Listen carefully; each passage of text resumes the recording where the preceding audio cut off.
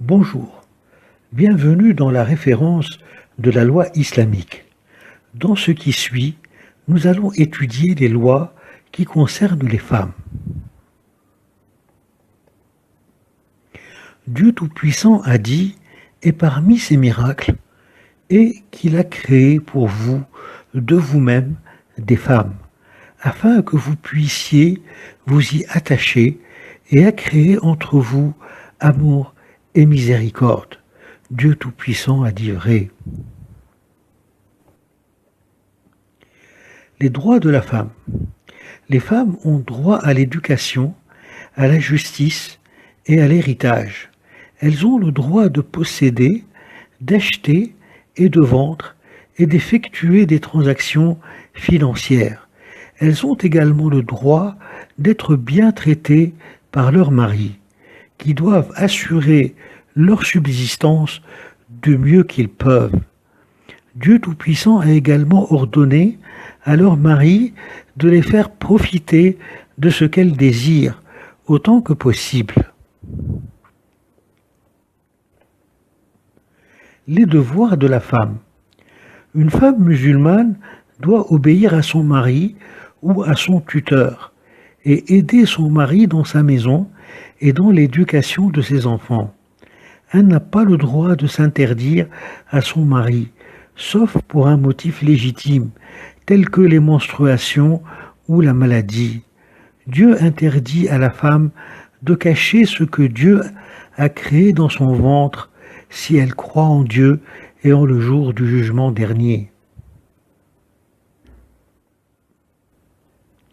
Dieu interdit également à la femme de faire du mal à la relation qui lie le père avec son enfant.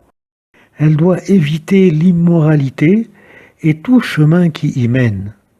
Elle doit également se couvrir, rester à la maison, éviter les extravagances et ne pas étaler sa beauté.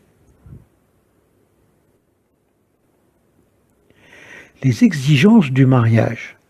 Le mariage est un contrat entre un homme et une femme qui exige le consentement de chacun d'eux. Si la femme est vierge, le consentement de son tuteur est également requis. Le contrat de mariage qui comprend les clauses du mariage doit également être établi et certifié par 2 témoins notaires. La dot, qui est une somme d'argent mentionnée dans le contrat de mariage, doit être remise par le mari à la femme. Quelle femme doit épouser un musulman?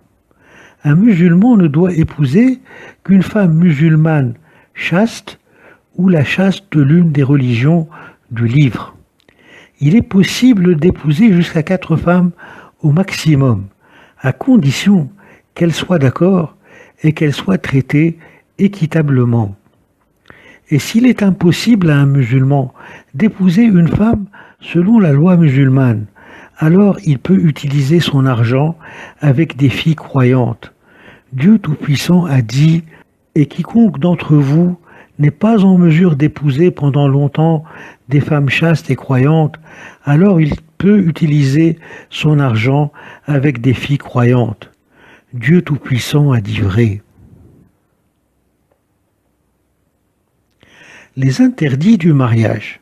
Sont interdites aux musulmans celles qui ne croient pas en Dieu, les adultères et les femmes avec qui leurs pères ont couché.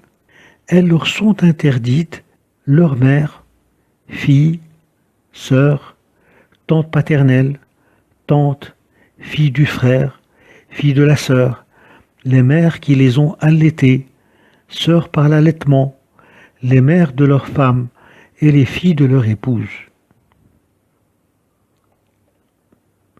Le divorce.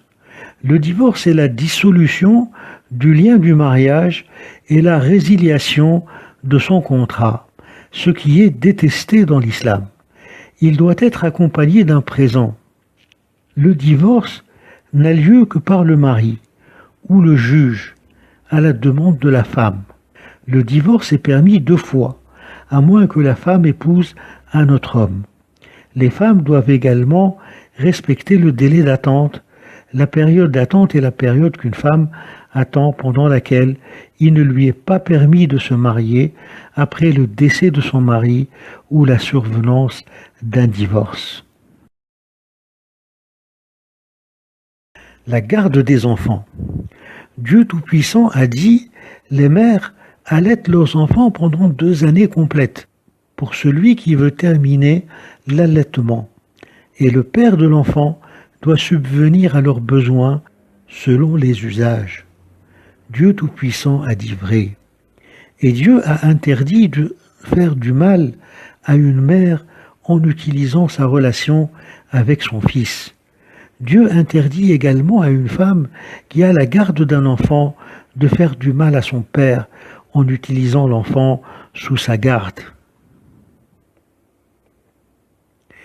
Et Dieu Tout-Puissant a interdit l'utilisation de l'enfant comme arme contre son père, ou l'empêcher de prendre soin de son fils, ou a offensé la relation entre le père et son fils. Dieu Tout-Puissant a dit « Tels sont les ordres de Dieu, et quiconque obéit à Dieu et à son messager, il le fera entrer au paradis, dans des jardins sous lesquels coulent les ruisseaux, pour y demeurer éternellement. Telle est la grande réussite. Et quiconque désobéit à Dieu et à son messager et transgresse ses ordres, il le fera entrer en enfer, pour y demeurer éternellement, où il aura un châtiment avilissant. Dieu Tout-Puissant a dit vrai.